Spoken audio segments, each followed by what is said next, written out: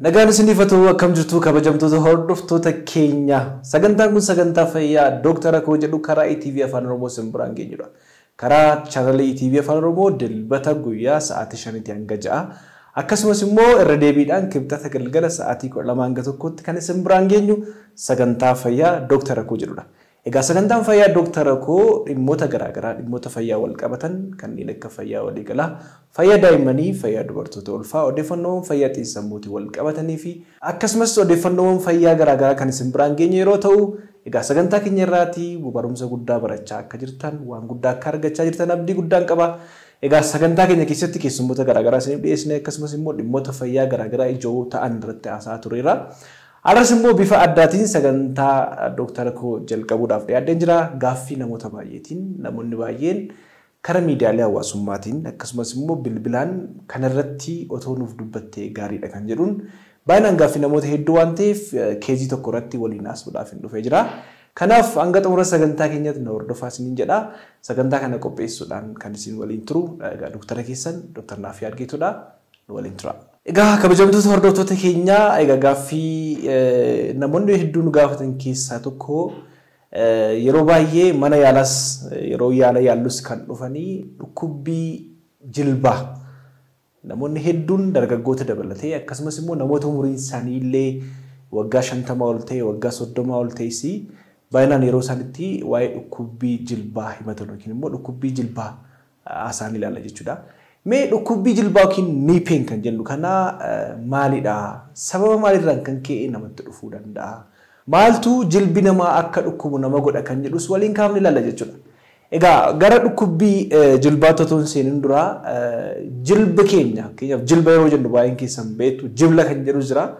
Jilba kan jedhamu jilba yeroo jennu eessatti akka argamu hedduun keessan beektu. Egaa jilbi keenya istiraakchariiwwan garaagaraa yookiin immoo caasaawwan garaagaraa irratti kan uumamedha. Maaliif waa'ee dhukkubbii jilbaa otoo haasa'in dura caasaawwan kunniin maalidha? Faayidaan caasaawwan naannoo jilbaa jiranii kun immoo maal gargaaru yookiin immoo qaama keenyaa fi yookiin jilba keenya bu'aa akkamii buusu kan jedhu ergaa haasofnee booddee maaltu immoo caasaawwan kun akka inni miidhamu godha? Dhukkubbii jilbaa kanaaf immoo wantoonni nama saaxilan maal fa'i kan jedhus immoo hanga xumura sagantaa keenyaatti kan waliin kaafnee mareennu ta'a jechuudha. Kanaaf ammallee chaanaalii keessan jijjiirina ammallee nu hordofaan isin jedha. Egaa kabajamtoota hordoftoota keenyaa jilba yeroo jennu jilba keenya keessaa akkuma jalqaba saniif kaasuuf yaale istiraakcharii yookiin caasaawwan baay'eetu jira. Caasaawwan jilba keenya keessatti argaman yoo ilaalle jilbi keenya lafeewwan gurguddaa sadiirratti kan uumame. Lafeewwan sadiirra kan uumame. Kunis egaa akkuma hundumti keenya beeknu lafeen guddichi qaama keenyaa yookiin lafeen dheeraan qaama keenyaa kan ta'e lafeen luqqeettuu yookiin immoo femoral bone jenna Ingiliffaan femor kan jennu akkuma argaa jirtan suuraadhaan kan argaa jirtan kana lafeen luqqeettuu yookiin immoo femoral bone kuni dhumni isaa yookiin distal end jenna afaan Ingiliffaati fiixeen isaa fi akkasumas immoo lafeewwan miila keenyaa jilbaa gaditti argamu kan tibia jedhamu akkuma argaa jirtan jechuudha. Tibiyaan kunii fi lafeewwan jilbaa gadii yookiin miilaa tibiyaadhaa fi lafeen luqqeettuu keenya gara gadii kan ta'e yookiin immoo femoral bone yookiin immoo femor jennu walitti dhufuudhaanii maal uumu jechuudha? Jointii yookiin immoo buusaa uumu jechuudha. Buusaa jilbaa yookiin immoo knee joint kan jennu jechuudha. Egaa buusaan jilbaa joint jechuun buusaa jechuun bakka lafeen tokkoo fi lafeen tokko dhufeetti wal quunnamu buusaa jennee waamna yookiin immoo afaan Ingiliffaatiin joint jenna jechuudha. Fakkeenyaaf buusaan harkaa jira, buusaawwan quba gidduu jiran jiru. Fakkeenyaaf lafeen qubaa kun mataan isaallee buusaan ni qabaata. Buusaan naannoo mudhii ni jiraata. Akkasumas buusaan iddoo garaagaraatti argama jechuudha. Kanaaf jilbi keenyas egaa lafeen akkuma isinitti himee lafeen luqqeettuun guddichi femor jennu kunii fi lafeen miilaa gadii lafeen miila keenyaa kan tibia jedhamu walitti dhufuudhaanii bakka isaa itti wal argan suni buusaa jilbaa jenna jechuudha. Yeroo baay'ee lafeewwan kana fuulduraan immoo kan argamu kan sosocho'u harka keessanillee yeroo qabdan kan sosocho'u patella jedhama. Patellar bone jedhama. Kun immoo yeroo baay'ee namoonni hedduun qadaada jilbaa jedhanii kan isaan kaasan jechuudha. Qadaada jilbaa. I don't know. Afaan Oromoodhaan hiikaa bareedaa argachuu hin dandeenye. Garuu namoonni baay'een isaa kan isaan jedhanii tarii naannoo keessanitti loqodii afaan Oromoo hedduudha waan ta'eef maal jedhamee lafeen keessattuu isheen akkuma kan argaa jirtan suuraadha kuni qadaada jilbaa jedhama jechuudha. Egaa busaan jilbaa keenya maal of keessaa qaba isin jedheera lafee of keessaa qaba. Lafeen kun immoo lafee luqqeettuu isa dheeraa sana femoral bone gara dhumaatii lafee miilaa tibiyaadhaa fi akkasumas immoo fuulduraanii paatellaa kan jennu jechuudha. Kanadha. Kan biraan immoo kana qofa osoo hin taane kan inni of keessaa qabu cartilage kan jennu ammas immoo jilba keessa waan jiru keessaa tokko cartilage jedhama. Afaan Oromootiin yeroo barannus cartilage ma jennee baranne. Cartilage jechuun maal jechuudha? Egaa haguuggii lafee yookiin immoo lafee fakkeenyaaf amma lafee luqqeettuu gara dhumaatti akkuma argaa jirtanii fi lafee miila gara jalqabaa irratti lafeen tokko akka inni wal hin riigneef hubadhaa. Lafeen akka wal hin riigneef lafeen tokko mataa isaa irraatii maal qabaa? Cartilage wanta jedhamu qaba jechuudha. Lafeen luqqeettuu gara gubbaatii fi lafeen jilbaa kun bakka isaan dhufanii buusaa jilbaa walitti akka isaan wal hin riignee fi frikshinii kana hir'isuudhaaf kan gargaaru akka inni wal hin riigneef yookiin immoo akka inni fakkeenyaaf yeroo namni tokko utaaluu ta'uu danda'a, yeroo namni tokko fiiguu ta'uu danda'a, yeroo namni tokko deemu ta'uu danda'a. Akkuma beekamu jilbi keenya maal isin jedheera deemsaaf keessatti gahee guddaan qabaata jointiin yookiin immoo buusaan jilbaa dabalataan immoo ulfaatina qaama keenyaa guutummaa isaa hin baata. Kana baachuu keessatti illee gahee guddaan qabaata. Kanaaf cartilagein kuni lafeen kun yommuu walitti dhufan akka isaa wal hin riigne gochuu keessatti gahee guddaa taphata jechuudha. Akkuma argitan cartilage kan jennu isaa kanadha jechuudha. Kan biraan ligaamentii jedhama. Ligaamentiin immoo wanta haada fakkaatu adii kan lafeedhaaf lafee wal qabsiisu hubadhaa. Lafeen tokko gamaa gamanaanii akka wal qabatu kan godhu. Egaa ligaamentiiwwan naannoo yookiin immoo ligaamentii kan jennu kuni naannoo afur jira. Anterior cruciate ligament, posterior cruciate ligament, lateral and medial jedhamee jira jechuudha akkuma argaa jirtanii. Ligaamentiin kuni lafeewwan kunniin lafeen luqqeettu kunii fi akkasumas lafeen patellaas ta'uu danda'a. Dabalataan immoo lafeen tibiyaa kan jennu kuni akka isaan wal qabatan iddoo isaa turuutii fi lafee wal qunnamsiisaa jechuudha. Kunis immoo structure yookiin immoo wantoota jilba keenya keessa jiran yookiin immoo naannoo buusaa jilbaa jiran keessaatii isa tokko jechuudha. Kana maaliif hin kaasaa jira? Waa'ee dhukkubbii jilbaa yeroo laallu rakkoowwan kanneen irra yoo ga'e rakkoon kun rakkoo maaliiti kan jedhu adda baafnee baruudhaaf akkas hin beektaniif jechuudha kan kaasaa jiru. Kan biraan egaa maashaadha. Maashaa yeroo jennu maashaan akkuma beekamu maashaan egaa sochii qaamaa deemsa keessatti namni tokko utaaluudhaaf miila isaa diriirsuudhaaf miila isaa kottoonfachuudhaaf deebisachuudhaaf fakkeenya namni tokko jointii isaa fakkeenyaaf malleessee naannoo elbow joint jedhama miti kun naannoo buusaa kan sochoosuudhaaf maslii yookiin maashaatu sochoosa jechuudha. Maashaan lafeetti maxxanee kan argamu lafeetti maxxanee argama. Maashaan kun maal godha jechuudha akka inni sochoosu jointii naannoo buusaatti darbee waan jiruuf jointii yookiin immoo maashaa sochoosu jointii yookiin immoo buusaa sochoosuu keessatti illee gahee guddaa qabaata jechuudha. Kanaaf structure argamu keessaa tokko akkuma isinitti hime maashaan kun jira. Maashaan kun egaa gara duubaatiinis gara fuulduraatiinis immoo ni jira jechuudha. Maashaawwan garaagaraa jira. Quadriceps muscle kan jennu kan argaa jirtan kana maashaa quadriceps kan jennu kana kan dabalataan immoo hamstring muscle kan jedhaman jiru maashaa hamstringidhaa fi yeroo baay'een keessan tarii namoonni sochii qaamaa ispoortii hojjetanii hamstringii isaan miidhamee quadriceps isaan miidhamee calf muscle kan jedhamu jira yookiin immoo maashaa calf kan jennu taafaa miila dugdaatti kan argamu kuni gubbaadhaan deemee sirriitti jedhu naannoo jointii kanaatti yookiin lafee kanatti maxxanee waan jiruuf naannoo buusaa jilbaatti maxxanee waan jiruuf kanallee beekuun barbaachisaadha jechuudha. Kanaaf maashaawwan kunniin illee structureewwan yookiin immoo caasaawwan jilba qabanii jiran utubanii jiran keessaatii isa tokko jechuudha. Kanaaf namni tokko yeroo utaalu yeroo deemutti akka inni stable ta'e yookiin immoo bakka tokko ture jilbi qadaaddi jilbaa yookiin immoo buusaan jilbaa akka inni bakka tokko turu kan godhu jechuudha. Inni kan biraan tendon jedhama. Tendonii ribuu jedhama yeroo baay'ee ribuu jechuun maal jechuudha? Maashaadhaa fi akkuma argaa jirtanii maashaadhaa fi akkuma isinitti hime maashaan lafee irratti maxxanaa isin jedheera. Maashaadhaaf lafee kan wal qabsiisu yookiin immoo maashaa namaatii fi lafee namaa kan walitti fidu keessaa tokko maaldha? Tendonii kan jennu yookiin immoo ribuu kan jennu jechuudha. Kanaaf ribuu yookiin tendoniin kuni maashaadhaa fi lafee wal qabsiisuu keessatti illee gahee guddaa qabaata jechuudha. Tendonii baay'ee jira egaa tendonoota gosa garaagaraa jira. Kun immoo maaliif gargaara? Lafee irratti yeroo maxxanu maashaan tokko akka kottoonfatu namni tokko miila isaa diriirsuudhaaf dachaasuudhaaf kottoonfachuudhaaf diriirsuu keessatti illee gahee guddaa hin qabaata jechuudha. Kanaaf tendon kan jennu kuni jalqaba akkasumas ligaamentiin lafee wal quunnamsiisa. Ribuu kan jennu tendoniin immoo maashaadhaa fi lafee keenya wal qabsiisa jechuudha. Kanaaf istiraakcharii yookiin immoo caasaawwan naannoo jilba keenyatti argaman keessaa tokko kanadha jechuudha. Egaa inni kan biraan immoo wanta buusaa jilbaa keessatti argamu keessaa tokko bursaa kan jedhamu jechuudha. Bursaani maalidha? Dhangala'aa xiqqoo qalqalloo keessa jirtu yookiin immoo saakii kan jedhu maal jenna qalqalloo xiqqoo jennee fudhannu. Dhuma lafee irratti kan argamu keessattuu akkuma beekamu egaa namni tokko yeroo ba'aa baatu yookiin immoo yeroo deemus ta'u ulfaatinni qaama keenya kana baachuu keessatti gahee guddaa taphata jilbi keenyas ni jedheera. Yeroo namni tokko iddoo irraa utaalu yeroo namni tokko fakkeenyaaf sochiiwwan ispoortii garaagaraa yookiin namoota kubbaa miilaa taphatan ta'uu danda'a, ol kaanii kan gad deebi'an ta'uu danda'a, namoota utaalchoo irratti hirmaatan ta'uu danda'a. Kunniin maallaa humna jiru yookiin immoo humna jiru qusatee akka inni dabarsu kan godhu gara jilbaatti akka dabarsuuf gargaara yookiin immoo wanti kuni akka jilbi keenya miidhamne guutummaadhumatti qaamni kan biraa lafeen akka miidhamne yookiin immoo istiraakchariiwwan naannoo sana jiran akka miidhamne gochuu keessatti illee gahee guddaa taphata jechuudha kun jechuudha. Egaa caasaawwan kunniin caasaawwan amma isin jedhe kunniin caasaawwan jilba keessatti argaman jilba keenya uuman jechuudha. Jilbi keenya lafeerraa, maashaarraa, ribuu, ligaamentii, kaartileejii kan jennu kanarraa walitti dhufeeti kan uumame jechuudha.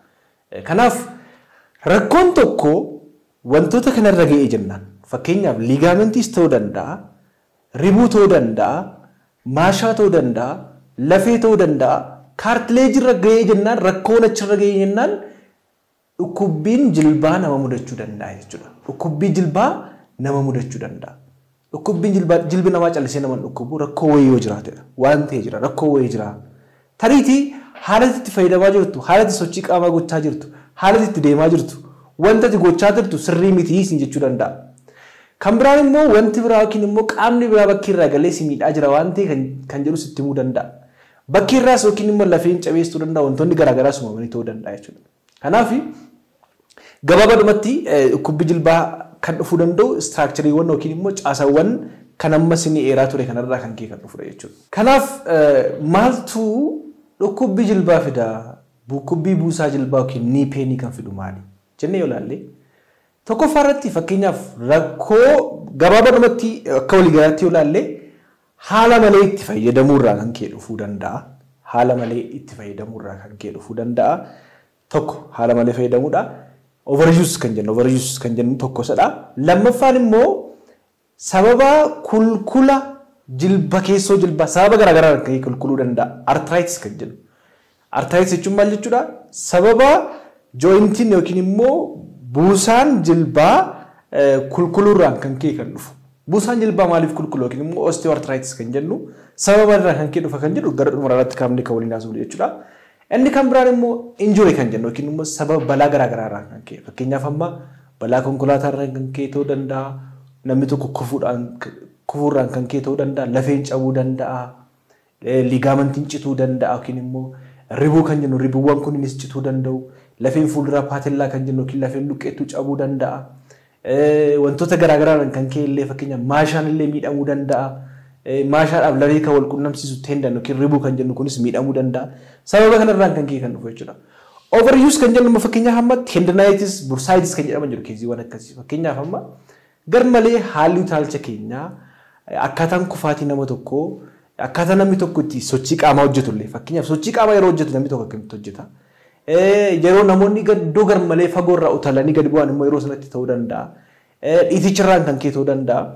Tendon kan jennu yookiin ribuun kun bakka ribuun kun kulkuluu danda'a. Sababa kanarraan kan ka'e namni tokko yommuu garmalee fayyadamu humnaa ol yeroo fayyadamutti jilba isaa kana garmalee yeroo stretch godhu ta'uu danda'a. Garmalee yeroo kottoonfachiisu yookiin diriirsu ta'uu danda'a. Sochiiwwan garaagaraa yookiin immoo ispoortiiwwan garaagaraa irratti hirmaatee ispoortiiwwan baay'ee jira kan ispeeshaalii utaalchoo ta'uu danda'a. Namoota baaskeetboolii taphatan ta'uu danda'u. Namoota kubbaa miilaa taphatan ta'uu danda'u. Garmalee humnaa yeroo fayyadamanitti kulkuluu danda'a jechuudha. Bursaa kan jennu kun yookiin immoo wanti bishaan of keessaa qabu saakiin kunii fi akkasumas immoo ribuuwwan kunniin illee kulkuluu danda'u jechuudha. Sababa kanarraan kan ka'e garmalee yeroo fayyadamnu yookiin immoo humnaa yeroo fayyadamnutti dhiibbaan akkasii jilbarra ga'uu danda'a jechuudha. Kanaaf dhukkubbiin jilbaa akka namatti dhaga'amu gochuu keessatti illee gahee guddaa taphata jechuudha. Inni kan biraani arthritis kan jedhudha. Keessumattuu baay'inaan namoota baay'ee irratti mul'ata jechuudha. Keessumaa namoota umriin isaanii waggaa 55 ol ta'e parsantii 80 ol keezii kana qabu. Parsantii 80 ol. Osteoarthritis jenna yookiin immoo arthritis jenna. Kana jechuun maal jechuudha? Arthritisiin maalidha kan jedhuufi. Arthritis kan jennu sababa garaagaraarraan kan ka'e. Sababoota garaagaraarraan kan ka'e akkuma jalqaba irratti maal isin jedhe. Lafeen tokko akka wal hin rignee fi lafeen tokko maal ofirraa qaba. Fakkeenyaaf amma bakka jilbii yookiin immoo lafeen luqqeettuudhaaf lafeen miilaa wal qunnamanitti akka riganni hin uumamneef lafee wal rigee akka dhukkubbiin uumnee fi kaartileejiin jiraasni jedheera. Sababa garaagaraadhaan kan ka'e kaartileejiin lafee irra jiru yeroo inni dhumu yookiin immoo yeroo inni irraa haphataa deemu yookiin yeroo inni dhumu lafee wal riguudhaan kan ka'e kulkula guddaa uuma. Kun osteoarthritis jedhama yookiin immoo arthritis jennee waamna jechuudha afaan Ingiliffaatiin. Kulkula buusaawwanii jechuudha. Egaa akkuma isinitti himee kaartileejiin lafee wal qunnamsiisa. Kaartileejiin lafee yeroo wal qunnametti immoo lafeen akka isaan wal hin rigne gochuu keessatti gahee guddaa taphataa isin jedha. Sababa garaagaraadhaan kan ka'e fakkeenyaaf amma tokkoffaa irratti sababa umuriidhaan kan ka'e ta'uu danda'a. Umuriin namaa yeroo advaansi gochaa deemu yookiin immoo umuriin namaa akkuma dabalaa deemuun wantoonni kunniin baay'ee xiqqaachaa deemu haphachaa deemu jechuudha. Sababoota kan biraarraa kan keessa ta'uu danda'a fakkeenyaaf amma kufaatiidhaan namni tokko yeroo kufuus immoo balaa garaagaraadhaan kan keessa immoo rigatii uumamuu danda'a arthritisiin kun jechuudha. Kan biraa namoonni dhibee sukkaaraa qaban ulfaatinni qaama isaanii gar malee ol ka'atee yookiin immoo kolesterooliin qaama isaanii keessa jirullee ol ka'atee rakkoo kanaaf saaxilamuu danda'u jechuudha. Egaa arthritis kan jennu naannoo jilbaa qofatti waa'ee jilbaa asaa jirran malee naannoo luqqeettuutti illee buusaa luqqeettuutti ta'uu danda'a, naannoo harkaa ta'uu danda'a, naannoo elboo ta'uu danda'a. Kunniin bakka lafeen tokko walitti rigata yeroo uumutti yookiin immoo kaartileejiin gidduu isaanii jiru yeroo dhumu rakkoo uumamuu danda'udha jechuudha. Gabaabadhumatti arthritis kan jedhu. Mallattoo akkamii agarsiisaa kan jettani namoonni baay'een keessan fakkeenya namni arthritis qabu tokko mallattoo akkamii agarsiisa kan jedhu keessumaa ganama peenii fa'a dhukkubbii jilbaa yeroo ganama miila sochoosuu dadhabu yookiin immoo jilba sochoosuu kottoonfachiisuudhaaf fi diriirsuu dadhabu yeroo kottoonfachiisuudhaaf kaanii kottoonfachuu nama qabu jechuudha. Baay'inaan miilli kottoonfachuu diduun illee mallattoo isaati jechuudha. Kan biraan sochiiwwan qaamaa yookiin immoo sochiiwwan naannoo buusaa jilbaa jiru hir'achuu. Sochiin naannoo jilbaa jiru yookiin buusaa jilbaa jiru sochiin isaa hir'achuu yookiin immoo jallachuu ta'uu danda'a. Lafeen gara tokkotti jallachuus ta'uu danda'a. Kunniin mallattoo isaati jechuudha. Akkuma jalqaba isinitti himee dhukkubbii jilbaa jilbi dhiita'uu fakkeenyaaf dhiita'uu danda'a. Dhiita jilbaa naannoo jilbaa kan jiru kuni dhiita'uu danda'a yookiin immoo swelling kan jennu jechuudha. Dhukkubbii jilbaa, dhiitoo jilbaa, miila nama qabu miila fa'aa diriirfachuu dadhabuu, kottoonfatanii diriirfachuu fa'aa dadhabuun kunniin arthritis kan jennu yookiin immoo osteoarthritis kan jennu kanadha jechuudha mallattoo isaati jechuudha. Kanaaf namoonni mallattoo akkasii qaban keessumaatii namoonni umuriin isaanii waggaa 50 yookiin immoo 55 ol ta'e baay'inaan rakkoo kanaatiif saaxilamudha jechuudha. Mana yaalaa yeroo dhufe namni tokko mallattoo akkasii yoo ofirratti argee mana yaalaa yeroo dhufe mana yaalaatti maaltu godhamaafi kan jedhuuf immoo egaa yaali isaatti yeroo dhufne mana yaalaatti jalqaba namni tokko yeroo dhufutti qorannoowwan garaagaraa ajajamuu danda'a. Qorannoowwan kunniin qorannoo raajii ta'uu danda'a, MRI ta'uu danda'a yookiin immoo CT scan ta'uu danda'a.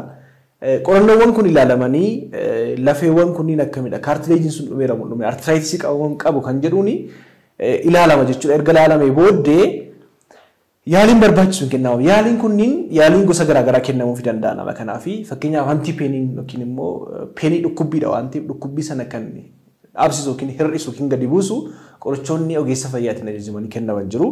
Dabalataan immoo sochii qaamaa isaan gochuu qaban exersaayisii akkamii gochuu qaban illee itti himamaa. Naannoo jilbaatti immoo wanta qabbanaa yookiin compression yookiin immoo erbee keessa carbii kaa'uudhaan yookiin immoo kaa'uudhaan naannoo jilbaatti qabachuu ta'uu danda'a. Deviceewwan garaagaraa kan isaan godhatan yookiin immoo meeshaawwan garaagaraas kennamuufii danda'u. Even yaaliin isaa hedduudhaan gamaalitti deemuu danda'a isin jechuu barbaadanii yaaliin isaa gara dhumaatti dhufnee ilaaluu dandeenya akka walii galaatti. Arthritis namoonni qabanii yaaliin isaa hanga sarjeriitti deemuu danda'a. Total knee replacement yookiin immoo partial knee replacement yookiin immoo jilba kana replace gochuudhaan illee ta'uu danda'a. Naannoo buusaa jilbaa kan jiran kana replace gochuudhaan kan ta'uu danda'a. Baay'inaan lafeewwan kunniin haphachaa yeroo isaan deemanii dhukkubbii hamaa geessisuu danda'u jechuudha. Dhukkubbii hanga namni tokko miila fuudhuu dadhabutti hangal kan boqonnaa isa dhorkutti illee ga'uu danda'a jechuudha. Kanaaf yaalii isaa ogeessi fayyaa tokko ilaalee hakiimni ilaalee dhimma barbaachisu yookiin immoo yaalii barbaachisu akka argatu godha jechuudha. Egaa kan biraan immoo dhukkubbii jilbaa kan fidan keessaa tokko artiraayitisii maa romaatorii artiraayitis yookiin immoo RA kan jedhamu jira. Tarii keezii kan irratti bal'ina yeroo biraa bal'ina maal akka ta'e asoo dandeenya garuu egaa romaatorii artiraayitis kan jennu maaldhaa yerootti immune system yookiin immoo maal jennaa madiinummaa qaamaa qabna nuti. Madiinummaan keenya yookiin immoo wantoonni farra alagaa vaayirasiis ta'e baakteeriyaas wantoonni garaagaraa bakkee dhufanii qaama keenya akka isaan miine godhan jechuudha. Immune system kan jedhu. Immune systemiin kun keenya kun yookiin madiinummaamti qaama keenyaa kun kan dhibee kan biraan irraa dhorku yeroo inni itti deebi'ee seeliiwwan yookiin tishuuwwan naannoo jilbaa jiran miidhu jechuudha. Kaartileejii ta'uu danda'a, teendarii ta'uu danda'a, lafees ta'uu danda'a jechuudha. Deebi'ee madaqee maal godha jechuudha? Qaama bakka biraa yookiin bakkee irraa miidhuu caalaa qaama keenya kana yeroo inni miidhu kana jechuun maal jechuudha? Akkuma sirriitti mee madiinummaamti qaama keenya kun deemee yeroo inni itti qaama keenya miidhu jechuudha. Romaatorii artiraayitis kan jedhamu jechuudha. Egaa kuni jilba keenya qofa osoo hin taane jooyintiiwwan kan bakka biraa yookiin immoo buusaawwan bakka biraa illee dabalatee miidhuu danda'a jechuudha. Mallattoon isaa akkuma jalqaba sinitti mee jilba dhukkubbii jilbaa fakkeenyaaf immoo dhukkubbii jilbaa ta'uu danda'a jilbi nama dhukkubu dhiita'uu jilbaa keenyaan naannoon buusaa kun hin dhiitaa yoo ta'e dabalataan immoo miila nama qabu keessumaa yeroo dheeraadhaaf namni tokko yeroo taa'ee turu ka'uu dadhabu miila isaa diriirsuu dadhabuu fa'a stiffness kan jedhu jechuudha. Mallattoon kun ispeeshaalii qajeelchuu danda'a waan kana jechuudha. Fakkeenyaaf yeroo dheeraaf taa'aa turtanii miila keessan diriirsuu dadhabuu fa'a yoo ta'e ganama fa'a yeroo kaatan ganama kaatanii miila fa'a diriirsuu dadhabdu yoo ta'e dhukkubbii jilbaan dabalatee plus sooliin keenya yookiin immoo dhiita jilbaan dabalatee jechuudha. Kana mallattoowwan kan biraas akka dadhabbii fa'a miila dadhabbii namatti gadhiisu yookiin immoo leeyidaa yookiin immoo inni qaamas ol ka'uu danda'a. Kana yoo ta'e mallattoo isaati jechuudha. Egaa rakkoon kun keessumaa namoota umuriin isaanii waggaa 30 hanga 60 dabalataan namoota dargaggoota keessatti illee ni mul'ata jechuudha. Akkuma isinitti mee bal'inaan inditi yeroo biraa kaafne ilaalla. Namoonni rakkoo kanaaf saaxilamoota namoota akkamitti jennee yoo ilaalle keessumaa dubartoonni dhiira caalaa rakkoo kanaaf saaxilamoodha.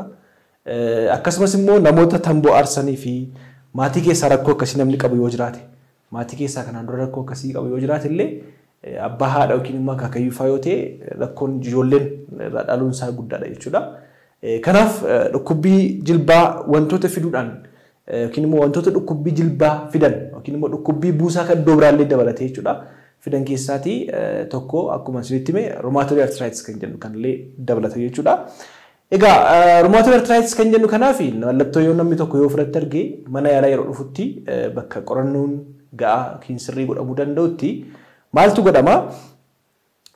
Tokkoffaan qorannoon dhiigaan godhamaa fi qorannoo dhiiga keessa wantoota baay'eetu ilaalama. Qorannoo dhiigaan ilaalamee dabalataan immoo qorannoon raajistoo dabalatee MRIs ta'uu danda'a. Kunillee ni godhama jechuudha. Egaa godhamee booddee yaaliin barbaachisu qorichoonni barbaachisan yookiin immoo wantoonni godhaman hakiimni tokko maaltu barbaachisa qorichaan immoo maaliin fooyya'uu danda'a kan jedhus immoo ilaalee murtoo mataa isaatti kenna jechuudha. Kanaaf mallattoo akkasii ofirratti argitanii onnumti keessan ammallee mana yaalaa iddoo yaaliin kun itti kennamu deemtaa ilaalamuun baay'ee barbaachisaadha jechuudha. Egaa artiraayitis kan jennu rakkoon kulkula naannoo buusaa jilbaatti uumaman jalqaba akkuma isinii kaase artiraayitis kan jennu romaatorii artiraayitis kan jedhus kaafneerra. Kan biraan immoo rii kan jennu afaan oromoo maal akka jedhamu naan galle goot kan jennu yuuriik asiidiin naannoo jooyintiitti yeroo inni kufamullee kan kennamoonni gootii qaban illee rakkoo akkasiidhaaf yeroo biraa jecha afaan oromoo tarii namoonni beektan nu barreessuu dandeessu keessaanii dhimma kana goot kan jedhu yookiin rii jedhama afaan amaariffaatiin. Dhimma kanaan illee wal qabatee rakkoon fiduu danda'a. Kan biraan immoo ispeeshaalii amma daa'imman irratti baay'inaan kan mul'atu akkasumas immoo namoota dandeettiin dhukkuba ofirraa ittisuu isaanii gadi bu'aa ta'e keessatti kan mul'atu seeptik artiraayitis kan jennu. Kana jechuun maal jechuudha? Baakteeriyaawwan yookiin immoo maayikiroo orgaanizimoonni qaama keessa jiran dhiiga keessa jiran yeroo isaatti gara buusaa deemuudhaan buusaan naannoo sana akka inni kulkulu akka inni dhiita'u yookiin immoo akka inni dhukkubu gochuu danda'an jechuudha. Kunillee ispeeshaalii rakkoowwan sababa infekshinii irraa kan ka'e dhufudha jechuudha. Infekshinii naannoo buusaa jilbaa jechuudha. Kunis seeptik artiraayitis kan jennu dhukkubbii jilbaa fiduu danda'a jechuudha. Egaa jalqaba irratti akkuma isinitti himee caba lafee illee ispeeshaalii caba lafee paatellaa kan jedhu qadaada jilbaas ta'uu danda'a. Kan lafee luqqeettuu gara gadiis ta'uu danda'a. Lafee tiibiyaa kan jennus ta'uu danda'a. Dabalataan immoo maashaawwan especially maashaan hundi naannoo jalqaba sanitti mee maashaawwan sun yoo miidhamanis ta'uu danda'a. Kan biraan immoo garmalee jilbi garmalee diriiru fakkeenyaaf amma kun kottoonfachuudha yoo jenne kun jilba miti actually diriiru garmalee yeroo diriirutti namni nama rukutee ta'uu danda'a fuulduraan namni nama rukutee ta'uu danda'a balaan garaagaraa namarra ga'ee ta'uu danda'a yookiin immoo miilli keenya akka diriiree jirutti kufuus ta'uu danda'a yeroo namni hyper extended ni jennama kana baay'ee hyper extended ni yookiin immoo hyper extension jenna jechuudha garmalee yeroo diriirutti wantoonni garaagaraa amma tendanii liigamentii waan naannoo sana jiranii cituu danda'u jechuudha yookiin miidhaan irra ga'uu danda'a. Kanaaf especially namoota utaalchoo irratti fiigicha faaras ta'uu danda'a yookiin immoo kubbaa miilaa ta'ee kubbaa saaphaa namoota taphatan kanarratti baay'inaan mul'achuu danda'a jechuudha. Inni kan biraan egaa akkuma isinitti himee jointiin yookiin immoo buusaan bakka sochoos lafeen bakka sochoos ta'uu danda'a. Meniscal tear kan jennu sararaan kan keessa ta'uu danda'a. Rakkoowwan garaagaraa yookiin immoo caasawwan jalqaba irratti kaafsinii kaasee hundumaarraa kan ka'e yookiin immoo yeroo isaan miidhaman kan dhufu ta'uu danda'a jechuudha. Kanaaf gabaabadumatti maal gochuu qabdu? Maal gochuutu isinirraa eegama? Yookiin immoo dhukkubbii jilbaa kana hir'isuudhaaf akka yookiin immoo rakkoowwan amma jenne kun akka nurra hin geenye gochuudhaaf maal gochuu qabna? Namoonni immoo dhukkubbii jilbaa qabdan jalqaba irratti mana keessan keessatti maal gochuu qabdu? Akkuma jalqaba isinitti himee mallattoowwan jalqaba kaasaa turre ofirratti arginaan dhuftanii mana yaalaa dhuftanii tulamtanii baay'ee bayeessadha. Dabalataan immoo mana keessan keessatti additionally wanti isin gochuu qabdan keessaa tokko egaa maloota garaagaraa jira. Rice method kan jedhamu jira. R rest jedhama. I kan jennu immoo ice dha. C compression kan jennu. E immoo elevation jedhama. Maal akka ta'e isinitti himuudhaa fi jalqaba irratti boqonnaa fudhachuudha. Fakkeenyaaf amma sochiiwwan garaagaraa yeroo akkamiidha jilbi keessan kan sin dhukkubu. Yeroo akkam gootanidha.